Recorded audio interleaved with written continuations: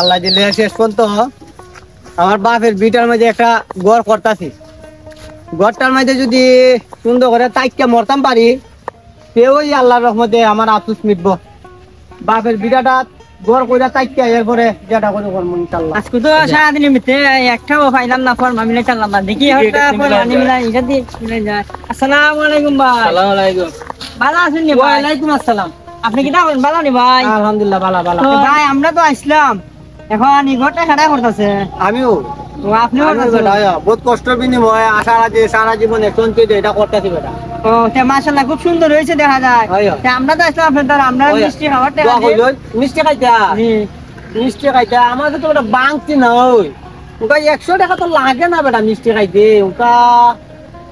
আচ্ছা নেও তুমি দুই বেটা আসো মিষ্টি খাইলেও নেও 100 টাকা নেও গো। দেখা দেন মিষ্টি খাবার আমরা রে। দিলাম দেখি বেটা 100 টাকা লাগেনি বেটা খাইতে। আপনি বুঝছেন না?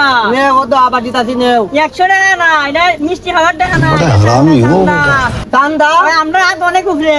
ও দিকিটা দেও বাবা রে। আমারই তৌফিক নাই চান্দা দেওয়ার মতন তৌফিক আমার নাই রে। আমার 100 টাকা হইলে সব বেশি। দিতে পারতেন আপনি? না, আমি তো চান্দা দেওয়া সম্ভব না আমার পক্ষে। আমি তো ওই অন্যায় করতাম না।